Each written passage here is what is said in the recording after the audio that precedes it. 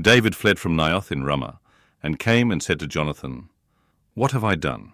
What is my iniquity? What is my sin before your father, that he seeks my life?" He said to him, "Far from it, you will not die. Behold, my father does nothing either great or small, but that he discloses it to me. Why would my father hide this thing from me? It is not so." David swore moreover and said, "Your father knows well that I have found favor in your eyes." And he says, "Don't let Jonathan know this, lest he be grieved. But truly as Yahweh lives, and as your soul lives, there is but a step between me and death." Then Jonathan said to David, "Whatever your soul desires, I will even do it for you." David said to Jonathan, "Behold, tomorrow is the new moon, and I should not fail to dine with the king, but let me go, that I may hide myself in the field to the third day at evening. If your father misses me at all, then say, David earnestly asked leave of me, that he might run to Bethlehem, his city, for it is the yearly sacrifice there for all the family. If he says, It is well, your servant shall have peace. But if he is angry, then know that evil is determined by him. Therefore deal kindly with your servant, for you have brought your servant into a covenant of Yahweh with you.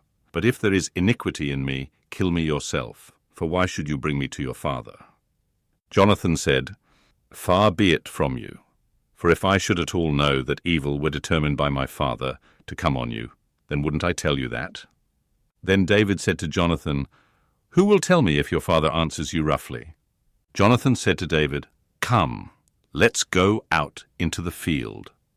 They both went out into the field. Jonathan said to David, "By Yahweh, the God of Israel, when I have sounded out my father about this time tomorrow, or the third day, behold, if there is good toward David, won't I then send to you and disclose it to you? Yahweh do so to Jonathan, and more also. Should it please my father to do you evil, if I don't disclose it to you and send you away, that you may go in peace? May Yahweh be with you, as he has been with my father. You shall not only show me the loving kindness of Yahweh while I still live, that I not die, but you shall also not cut off your kindness from my house forever. No, not when Yahweh has cut off every one of the enemies of David from the surface of the earth." So Jonathan made a covenant with David's house, saying, "Yahweh will require it at the hand of David's enemies."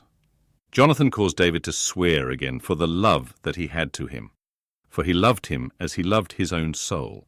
Then Jonathan said to him, "Tomorrow is the new moon, and you will be missed, because your seat will be empty. When you have stayed 3 days, go down quickly and come to the place where you hid yourself when this started, and remain by the stone Ezel. I will shoot 3 arrows on its side, as though I shot at a mark.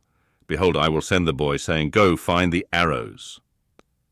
If I tell the boy, Behold, the arrows are on this side of you, take them, then come, for there is peace to you, and no danger, as Yahweh lives.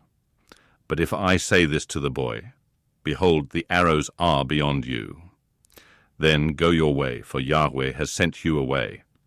Concerning the matter which you and I have spoken of, behold, Yahweh is between you and me forever." So David hid himself in the field. When the new moon had come, the king sat himself down to eat food. The king sat on his seat, as at other times, even on the seat by the wall.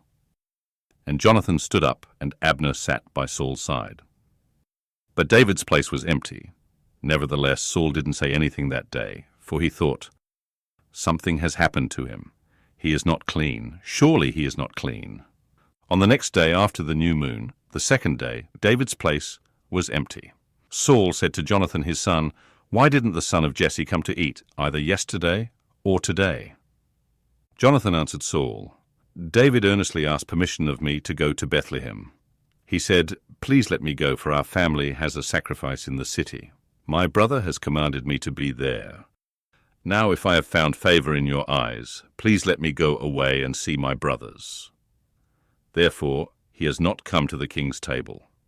Then Saul's anger burned against Jonathan, and he said to him, "You son of a perverse, rebellious woman, don't I know that you have chosen the son of Jesse to your own shame, and to the shame of your mother's nakedness? For as long as the son of Jesse lives on the earth, you will not be established, nor will your kingdom. Therefore now send and bring him to me, for he shall surely die." Jonathan answered Saul his father, and said to him, Why should he be put to death? What has he done? Saul cast his spear at him to strike him. By this Jonathan knew that his father was determined to put David to death. So Jonathan arose from the table in fierce anger, and ate no food the 2nd day of the month, for he was grieved for David, because his father had treated him shamefully. In the morning Jonathan went out into the field at the time appointed with David, and a little boy with him. He said to his boy, "Run, find now the arrows which I shoot." As the boy ran, he shot an arrow beyond him. When the boy had come to the place of the arrow which Jonathan had shot, Jonathan cried after the boy and said, "Isn't the arrow beyond you?" Jonathan cried after the boy, "Go fast, hurry, don't delay." Jonathan's boy gathered up the arrows and came to his master, but the boy didn't know anything. Only Jonathan and David knew the matter. Jonathan gave his weapons to his boy and said to him, "Go, carry them to the city."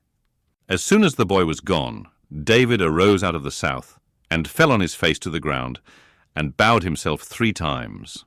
They kissed one another and wept with one another, and David wept the most. Jonathan said to David, "Go in peace, because we have both sworn in Yahweh's name, saying, 'Yahweh is between me and you, and between my offspring and your offspring forever.'" He arose and departed, and Jonathan went into the city.